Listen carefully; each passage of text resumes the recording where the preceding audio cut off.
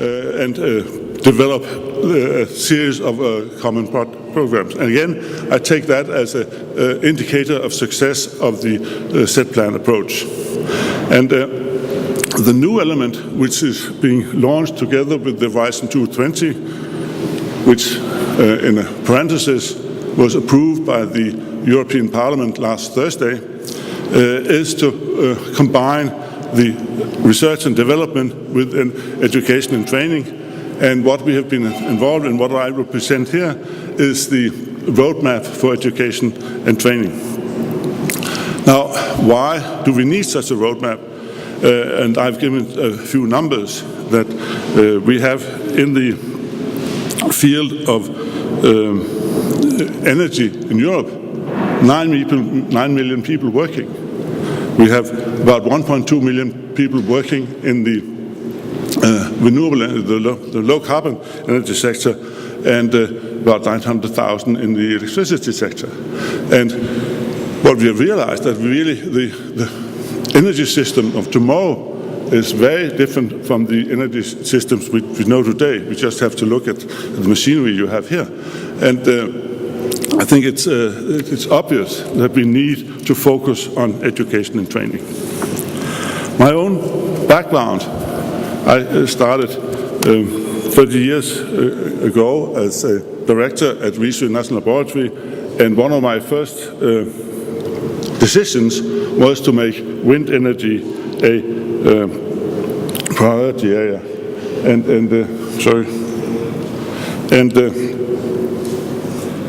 This was here.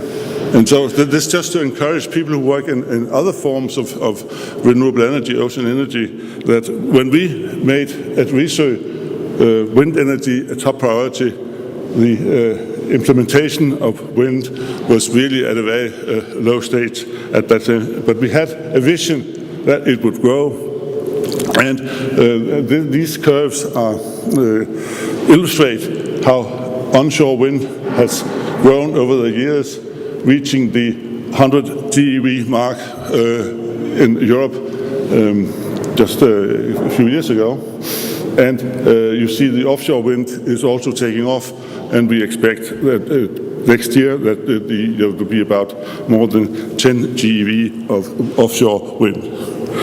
But also in the discussion we've seen that the onset of ocean energy is some 30 years behind the onset of onshore wind, but I hope very much, and I think it's realistic, that there is a similar future ahead of other forms of ocean energy than what's illustrated here for onshore wind and offshore wind. Now, the education need in the wind power industry was analyzed through a survey last year. It was carried out by the technology platform for wind energy under the part of the set plan initiatives. And what you see here is that we have a growing need, and especially in operations and maintenance. And what the industry concluded was that by this is the shortfall. This is actually how they felt that there was a need for new initiative to make sure that people with that kind of expertise illustrated here in manufacturing, and especially in operating and maintenance, and especially since the offshore sector is the one will be growing very fast, operation and maintenance people for the offshore industry will be in high demand. So in view of these needs, the work on a roadmap for education and training in connection with the set plan was started. And the rationale behind it, as I have alluded to, but which you see spelled out here, is first of all to get this integration of research, innovation and education, to meet the growing demand for human capital, the knowledge and heavy industries, that we realize that the energy sector is becoming much more complex, and there's a ever-increasing demand for efficiency, cost efficiency. And all of that indicates that you really need to get your knowledge triangle working in order to meet these demands. Now, the roadmap approach was it's quite ambitious, we realized that when you analyze the educational effort in the low-carbon energy sector, it was very scattered and it's quite fragmented along Europe. And there's a need really to enhance coordination and integration of the national capacity through networks in order to avoid double work, to be able to breach synergies, and to, in some sense, bring about a structural change also of the educational offer as seen by the students in Europe. And the strategy would be to identify new modes, new ways of doing things in network, and to launch quickly some pilot scale projects, and to scale up, and especially to roll out this educational effort into areas of Europe where there's a particular need. For instance, like in Eastern Europe, where there's plans to increase very much the role of renewable energies, but where there's very little tradition in the education and training systems and very little capacity. And we have to find ways in which knowledge centers in existing knowledge centers in the EU can help spread the educational and training effort to Eastern Europe. Now, this roadmap then has three focal points. The first one is really try to jointly to address and find out the needs. Not every university, every training center should do its own, but we should really jointly within the various areas of renewable energies find the gaps and find ways, what are the skills and competences. And by the way, what this will lead to is to have much more focus on learning outcomes. That rather than thinking about curricula and textbooks, you think about education as a process that achieves specified learning outcomes. And this is what one should define together. And so the tool would be, to build stronger and stronger networks of universities, and also because the skill base is not just university-trained people, but it will also be vocational trained people, and so the networking should also extend to the professional training centers. The second tool is really to increase the interaction and collaboration between private and public with the industry and training centers, and also to get a stronger interaction with the training centers. And so here again, I think that the Marinette and also the ocean, the Kick Energy Marine Test Center is a good example of things that need to be replicated and extended. And the third leg is really to develop the training methods. And my own pet project is really virtual learning. I think e-learning, e-based learning, sharing of e-based learning material is greatly underused in the university sectors, and really one should expand that. And I think also this is an opportunity for the ocean energy sector in particular to make this much better use of e-learning. Of course, we need to also to have the mutual recognition of these new education and training initiatives should be mutually recognized, and we need to follow the development. My own boss used to say, what is not measured is not done. And so we really need to clearly follow the progress in this area. So, my final slide, this is the education and training is really a very necessary and welcome extra factor in trying to facilitate the transition to new and renewable energy systems. Thank you for your attention.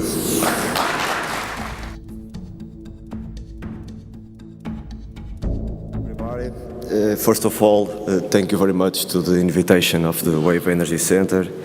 And I'm here, as Mr. Rui Barros told, to tell you a little bit about the opportunities that the marine renewable energy can bring to the metal industry and the metal sector as a whole. And basically, when we... There is some to change, or I can change.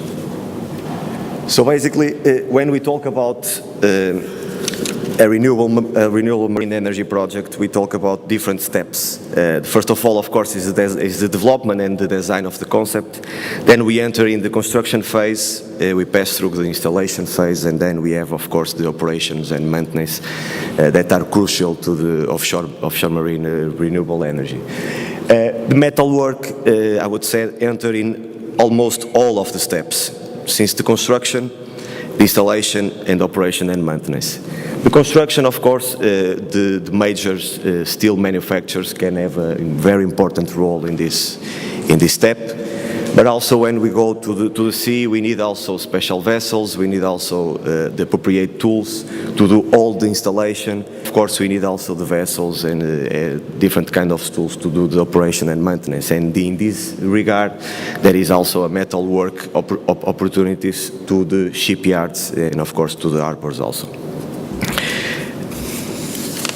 If we see more in deep different kinds of the marine renewable energy projects, so we have wave projects, tidal projects, and also offshore wind projects. The wave and the tidal projects has lower tech maturity.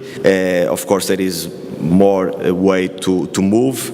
The offshore wind, especially the fixed foundations one, it's a more mature technology. But there is a common thing in all of these three kinds of technology, which is they all use steel as one of the major components. So there is a massive use of steel in all the renewable energy technologies that we can use in the sea. Just to give you some examples, about projects where A.Silva Matos had a role. The first one I'm presenting you is the Wave Roller, which is a wave energy project which is deployed in Peniche, in Portugal, in the coast of Portugal, where A.Silva Matos, in case, receive an order to supply 6 floaters. And these 6 floaters, just to give you a general idea, are steel equipped with around 2.5 meters of diameter, 10 meters length, so it has a wall volume around 65 cubic meters, and each floater has around 13,000 kilograms of steel. So it's not a huge use of steel, but it is already a good perspective that you can have for the utilization of just 6 floaters. As you can see, all the platform has a major steel, and the rest of the platform was made Estaleiros Navais de Peniche. I think they are present here and they can talk better about. The second one is the wind float, a project that A.Silva Matos is connected since the early beginning. Beside our manufacturing role, we are also direct shareholders in the technology owner, and we are also partners, and we are also part of the joint venture that brings this project to the reality in Portugal. Just to have a brief idea about what is the wind float in terms of the steel. So this first platform, we are talking about 1,200 tons of steel that were used to construct the platform, with diameters that can achieve the 8 meters, tubes until 30 meters long, and thickness between 20 to 40 millimeters. All this project had a delivery time about 6 months, so it was 6 months operating in steel, working in steel. And of course, when we talk about the future generations, we talk about bigger foundations, so we talk about the even bigger role of the steel industry. When we look for the more mature technologies in terms of foundations for offshore wind in case, which is among all the renewable energy marine technologies, the one that is more developed. If we look for the North Sea in Europe, and especially our partners from Netherlands can give us a better idea about what are these kind of equipments, but we are talking about fixed foundations, huge steel equipment, up to 1,000 tons of heavy, with diameters that can achieve even more than 8.5 meters. And this is a huge change for all the steel industry and all the companies active in this role. When we talk about steel components in offshore renewable energy projects, we must define and distinct between primary steel and secondary steel. Of course, when you talk about primary steel, we talk about the heaviest components. When we talk about the secondary steel, we are talking about not the major components. We talk about the stairs, we talk about the SS platforms, and all a range of different kind of equipments that are attached to the major steel equipments.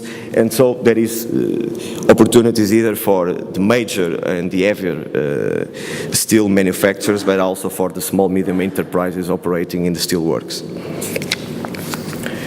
When we look now for the goals, because when we talk about steelworks, before that we need to talk about the goals and the policies and the compromises assumed by the governments, not just at national level but also at European level. And when we talk about the opportunities for the marine renewable energy, in my opinion, we need to see this at the European level and not just at the national level. Because when we look for the national goals until 2020, we see there is something to do, but there is not a huge amount of devices to install in terms of the power to be installed. So we have 6 megawatts for WAVE and TIDAL, that is expected to be deployed by 2020, and 27 megawatts of offshore wind in the Portuguese coast. And when we talk about offshore wind in the Portuguese coast, we must look more or almost 100% for offshore floating foundations. And these 27 megawatts we expect to use it by deploying more wind float platforms with new generators that we have been working by the last years. But when we see the goals at the European level, we see a huge difference between Portuguese level and European level. So we are talking about 460 gigawatts of offshore wind, which is previewed to be deployed in Europe by 2050, according, of course, to the European roadmap for offshore renewable energy. And also we have a huge amount of ocean energy, both WAVE and TIDAL, to be deployed also. In the world perspective, we have also lots of things to do, but when we talk about the opportunities for our companies and for our industry and economy, we need to figure out the European level.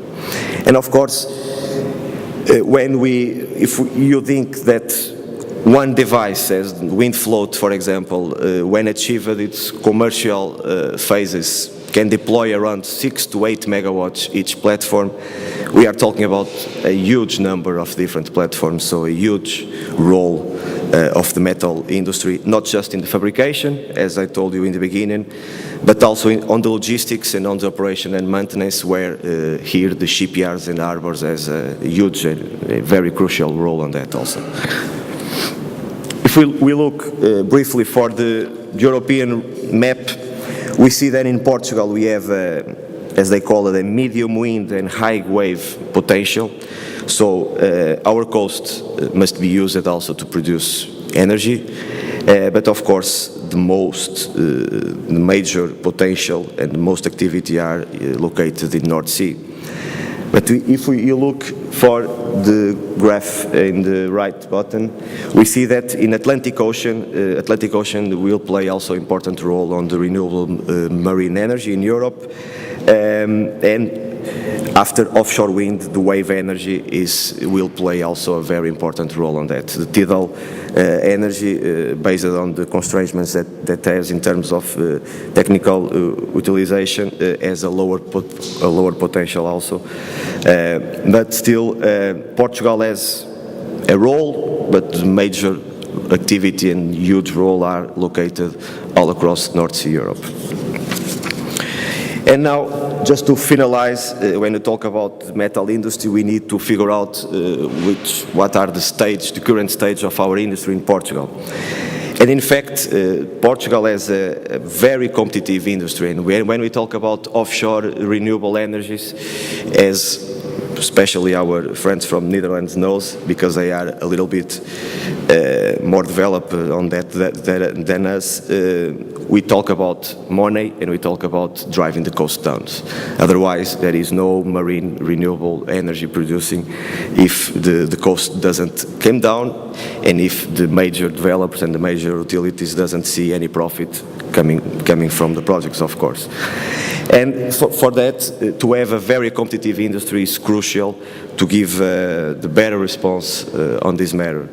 And when we look for our industry, and I have some dates from 2011, we see that around 1/3 of the global Portuguese exports were based on the steel industry. So around 40% of all this, the activity made in 2011 was for exportation. So we have also a very active industry in the exportations in Portugal, and all the global turnover represents around 80% of the gross national product in Portugal. So I think this can give you an idea about our capacity.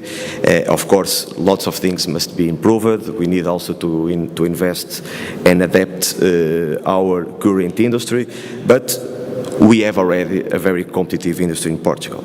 And of course we have some success cases as the wind cluster, the NEOP, where A.Silva Matos also is proud to be involved since the beginning. It's a success case. The wind cluster responsible to install and deploy 1,200 megawatts of wind power onshore in Portugal has been comply with all the requirements that we defined since the beginning. So it's a success case. And of course, we have also high-quality parameters and international recognition attached to all our steel industry. Just to finalize,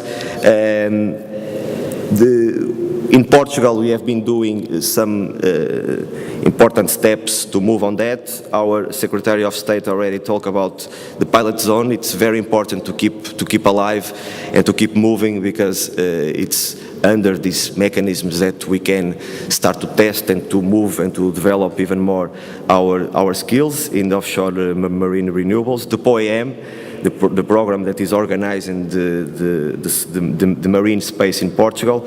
We have also a long coast. We have more than 20 shipyards active. We have a huge exclusive economic zone, and we will have even bigger if our proposal in national unions will be approval. And of course we have lots of ports, mainly small, medium, but with the capacity to be improved and to be adapted to this kind of industry. And just to finalize a little bit, I'm not here to talk about A.Silva Matos, I'm here to talk about the opportunities, but just to give you an idea about what A.Silva Matos has been doing the last 3 decades. So we are a reference manufacturer of steel equipments for oil and gas and for renewable energy activities, and we have been operating worldwide, exporting our equipments for all parts of the world. So thank you very much for your attention. I don't know if it's possible, maybe yes, I want to show you a 2-minute movie about the construction of the wind float in order to you to have an idea how we made it. Thank you.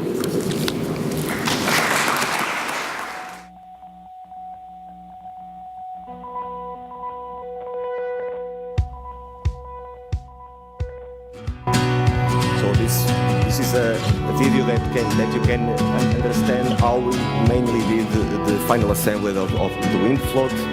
So we manufactured all the major steel components in our facilities.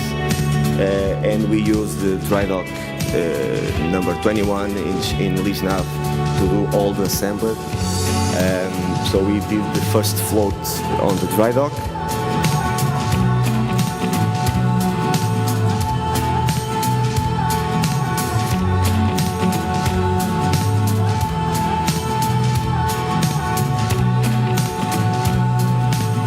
Then we did the assembly of the tower, the nacelle and the blades.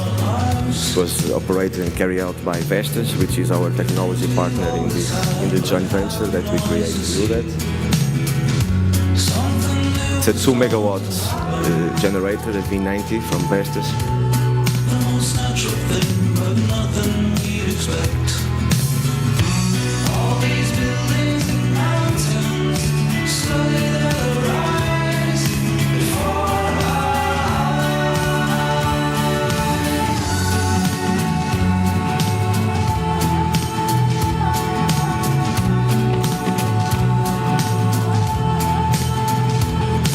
And then we talked all platforms already with the generator installed until Póvoa de Varzim, Aguçadora pilot zone, which is around 400 kilometers between Setúbal and Póvoa, and it took us around 3 days talking all the platforms through the Portuguese coast.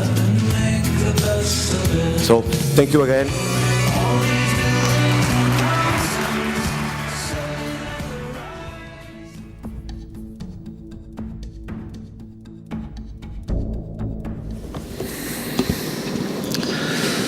Good morning, ladies and gentlemen. Firstly, I would like to say thank you for this invitation that was made to me to participate in this event.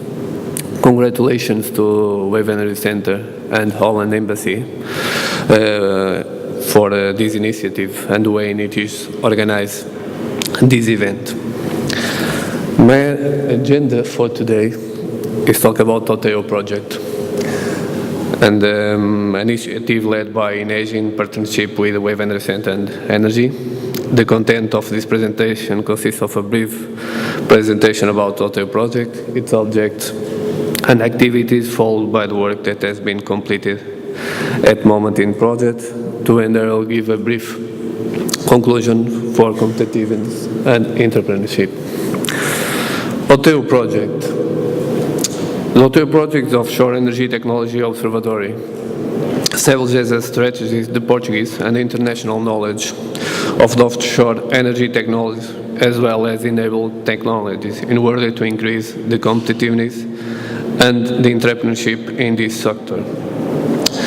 As I think it is important to present the partners. Wave Energy Center will present by Ana Britimel.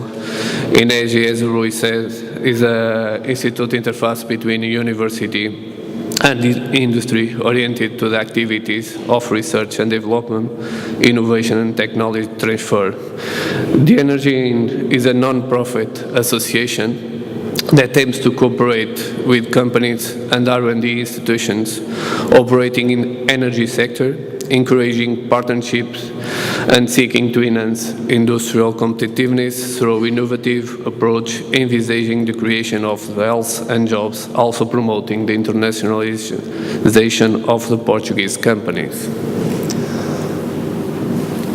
The OTEO project aims to create a network of Portuguese and international experts in offshore energy projects by monitoring the activity carried out in the main European research centers, identify opportunities, strengths, weakness, and offshore energy technology, analyze offshore energy.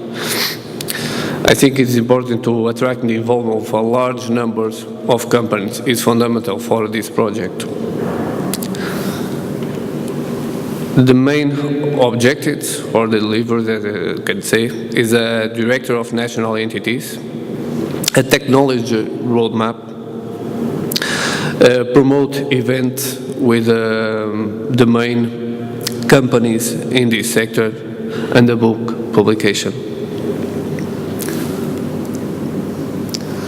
After this summary of the aims of the project, I will present you all an overview of the work that has been done.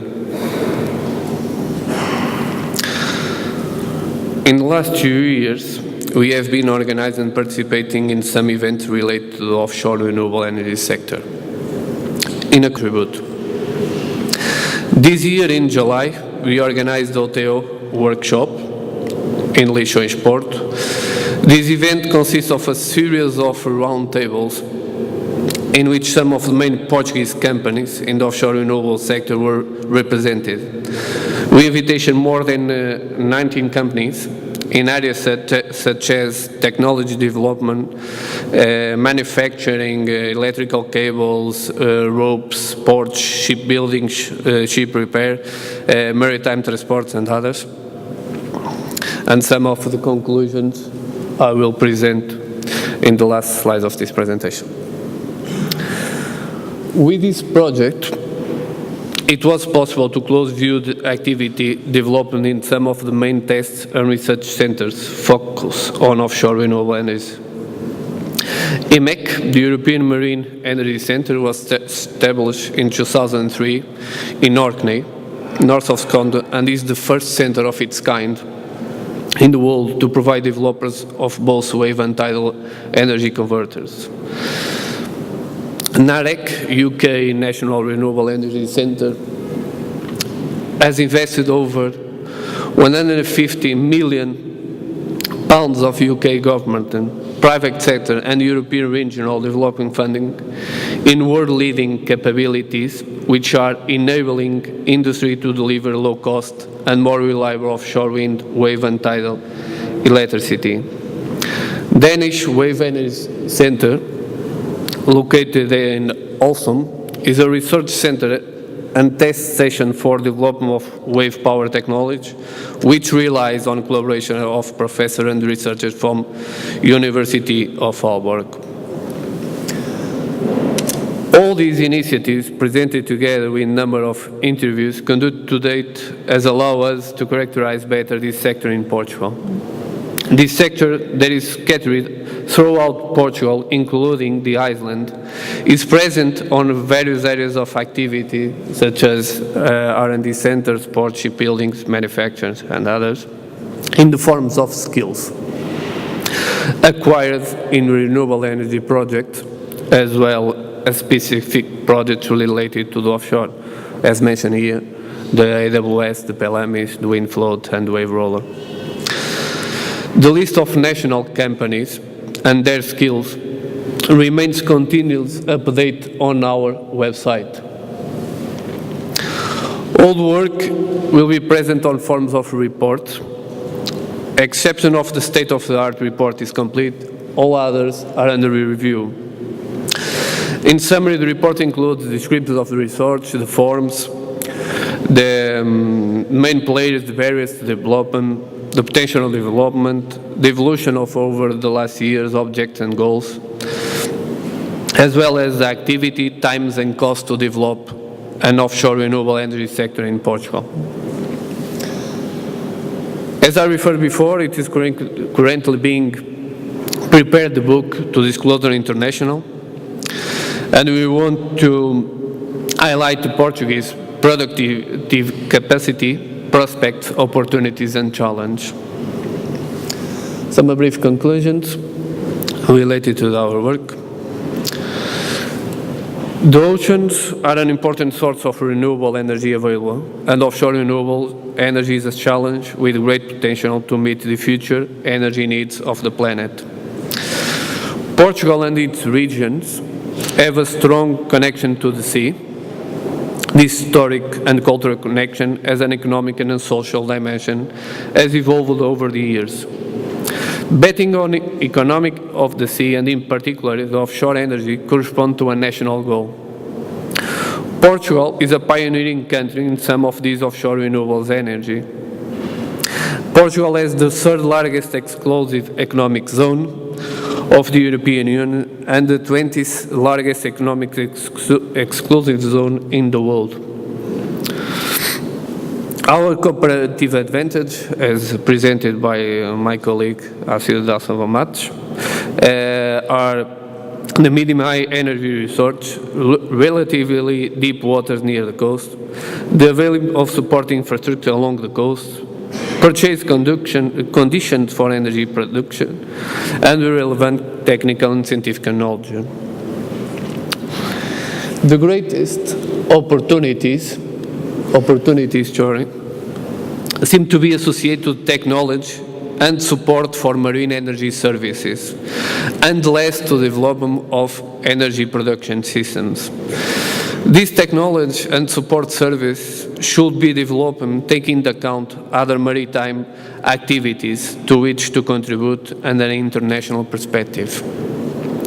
Areas with significant opportunities for the technologies and support service are monitoring, characterization of energy source, selection and characterization of sites for installation of marine energy park, support for operation and maintenance of marine parks, examples maritime security, system and methods for inspection, corrosion and cathodic protection, electric connection, and so on, as well as numerical and experimental simulation, control device and parks in view of the efficiency and stability of the network, including storage systems. On challenge, we highlight some generic and others specific. Generic challenge strengthen cooperation between R&D centers, creating dimension to be relevant to the level of the European Commission and major European companies.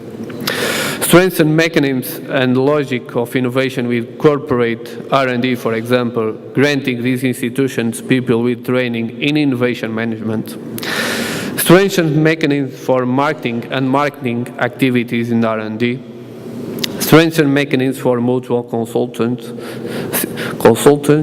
between R&D organizations and companies to improve communication and hours between both. Specific challenge, ensure an adequate level of funding for activities at sea and corresponding infrastructure support. Summarizing, how to promote international investment in Portugal for offshore renewable energy sectors from utilities, developer operators, and investors. Simplify licensing, in particular for demonstration projects. Stability of public policy, valuing our natural conditions, ensuring data confidentiality, create incentives for R&D, reinforce infrastructures, clear definitions for tariffs and time horizon, as well as leverage existing know-how in various sectors of national value chain, providing developers an integration solution. Thus promoting the development of national cluster, example, the onshore wind sector. And finally, for national entities, please don't forget to help us to promote and disclose your company in offshore renewable energy sector. Thank you.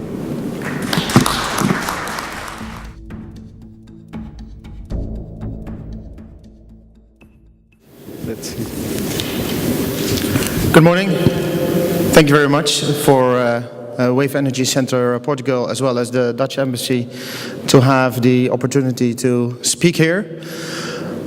I would also like to introduce my colleague, which is Reinier van Hero, commercial responsible for Portugal. So, well, during this day you can also talk to him if you have certain questions on the activities of Damen Shipyards.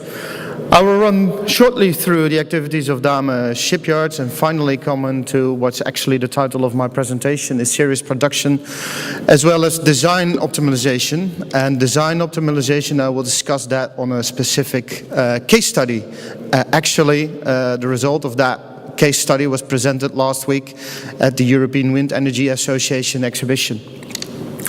Well, Damen Shipyards is still a family-owned company. Quite some activities ranging from, well, new building, repair and service as well.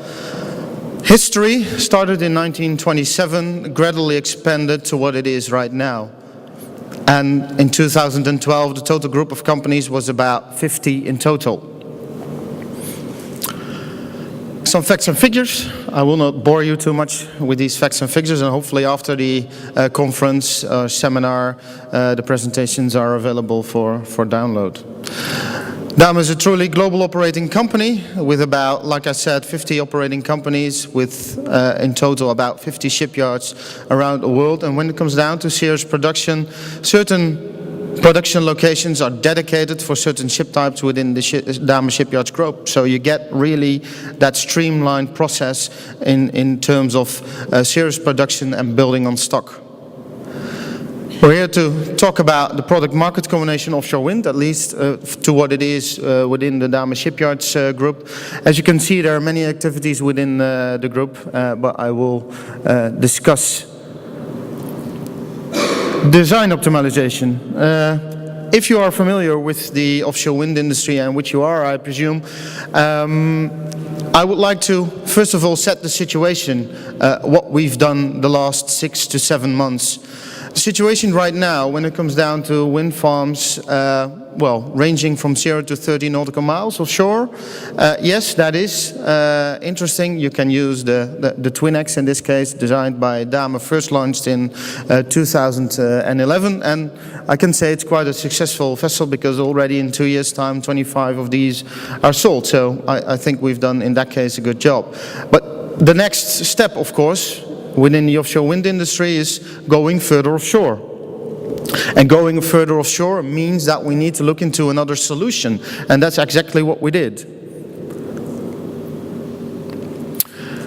When it comes down to basically designing the new solution, you have to look into your design criteria. Where are you optimizing for in this case? Well, by extensively discussing with the industry, vessel owners, as well as wind farm owners, we came to the conclusion that we need to design a vessel which was capable of transferring people in, well, circumstances up to 80% during the year. Comfort was as well an important design criteria because, well, we already saw in previous presentations that in terms of, well, O&M and people, there's going to be a shortage in terms of people, so you have to have a close focus on comfort as well. Logistical workflow, it wouldn't be, let's say, logical if you get offshore access with a bigger vessel to position, for instance, the access system, which you obviously need to gain access to your turbine, at the stern of the vessel where most of the people are sleeping and staying up front, for instance.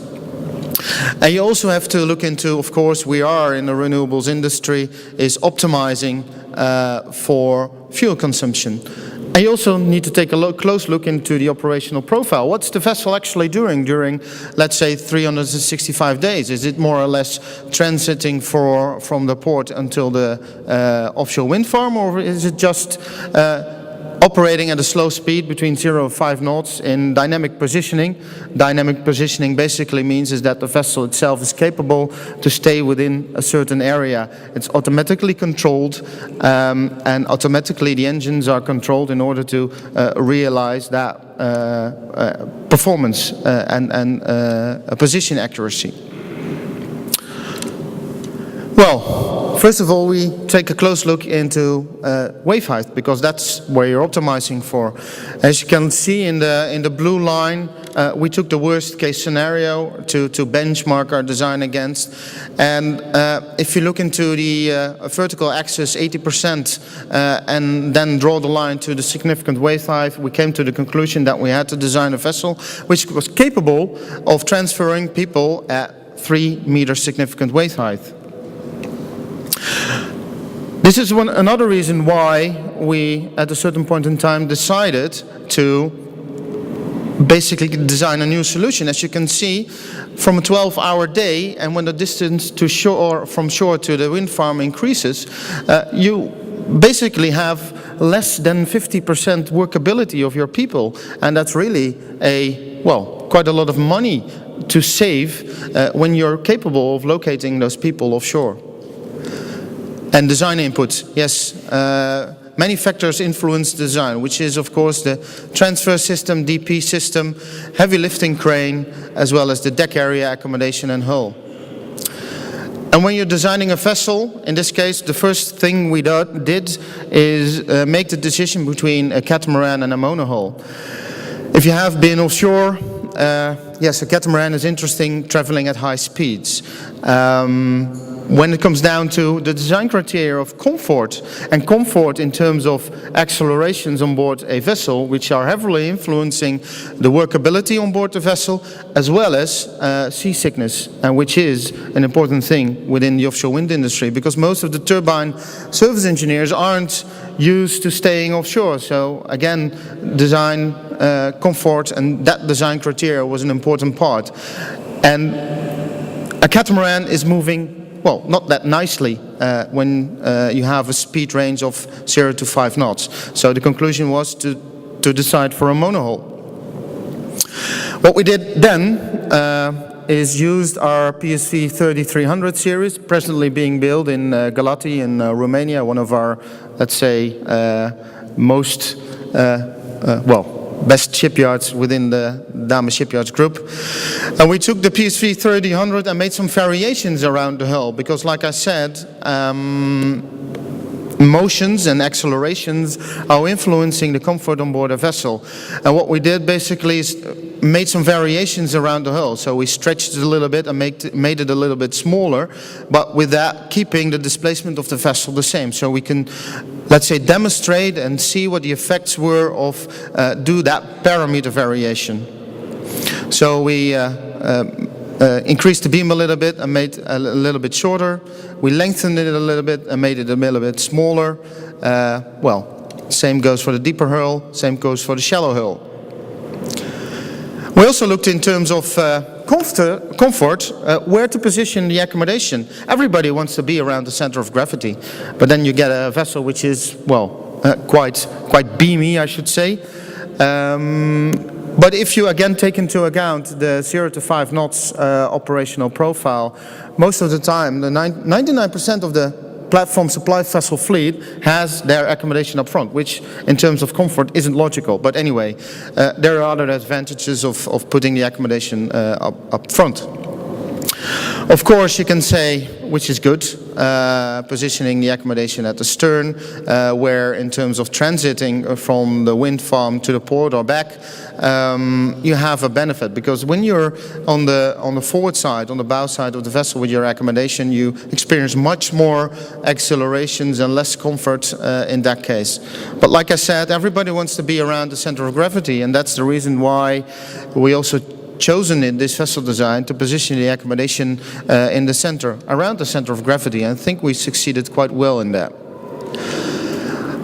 I also would like to show you the effects of, basically to position your accommodation. Again, on the left side on the slide, there is the parent vessel, which is the PSV 3300. And you can see in terms of the shallow version, that's the optimum case in terms of reducing the accelerations. You can also see the different bars in that case representing the situation where the accommodation is put in the front, in the center, or in the stern. So obviously can conclude that we've chosen the shallow version. And the shallow version in this case means that the vessel became a length overall of 90 meters, a beam of 20 meters, and a draft of 4.2. Logistical workflow, which is of course quite important in terms of operating a vessel. It must be logical positioned within the vessel, and basically resulting in some sort of blocks positioning certain areas which are reserved for certain activities.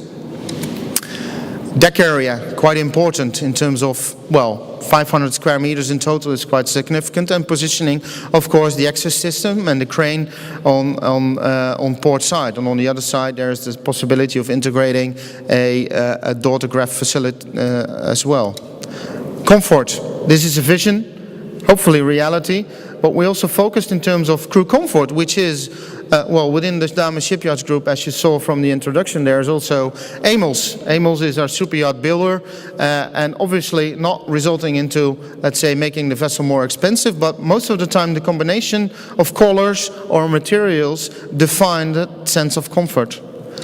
And another thing we did, people are staying for 30 days offshore, and they want to feel nice, they want to feel at home. Yes, a propulsion, DP in this case.